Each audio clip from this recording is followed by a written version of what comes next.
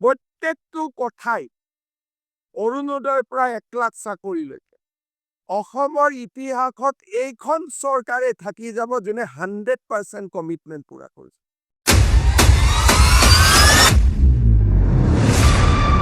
আপুনিতো অৰুণোদয় 3000 টকাকে দিম বুলি কৈছে, আমি সেইটো ওলাই যায় প্ৰতিগৰাকী মহিলাক দিম বুলি কৈছে, একদম 3 কিয় মই অলপ বেছি প্ৰতিগৰাকী মহিলাক 3000 কে বুলি কৈছে। হয়তো এতিয়া বেছি চিন্তা কৰি আছো, আপুনি 3000 দিম বুলি কৈছে মেম্বাৰ। আপুনি 1 জানুৱাৰী মোৰ প্ৰেছ কনফাৰেন্স শুনিব, নিজে আৰে দিয়া নাই আপুনি, মই ডাঙৰীয়া আপুনি দিবনে নাই এইটোৱে লাগে প্লিজ একদম নিশ্চিন্ত থাকক।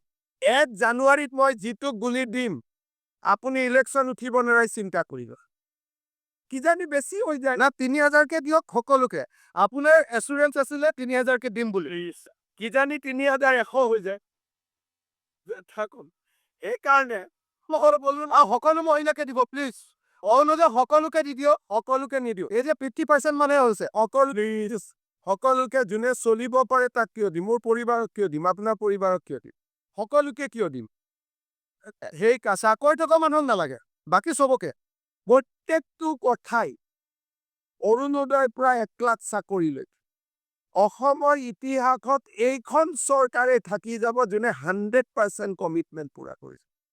আপুনিতো অৰুণোদয় 3000 টকাকে দিম বুলি কৈছে, আমি সেইটো ওলাই যায় প্ৰতিগৰাকী মহিলাক দিম বুলি কৈছে, একদম 3 কিয় মই অলপ বেছি প্ৰতিগৰাকী মহিলাক 3000 কে বুলি কৈছে। হয়তো এতিয়া বেছি চিন্তা কৰি আছো, আপুনি 3000 দিম বুলি কৈছে মেম্বাৰ। আপুনি 1 জানুৱাৰী মোৰ প্ৰেছ কনফাৰেন্স শুনিব, নিজে আৰে দিয়া নাই আপুনি, মই ডাঙৰীয়া আপুনি দিবনে নাই এইটোৱে লাগে প্লিজ একদম নিশ্চিন্ত থাকক।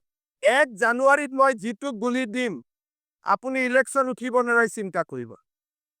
কিজানি বেছি হৈ যায় না, 3000 কে দিয়ক সকলোকে।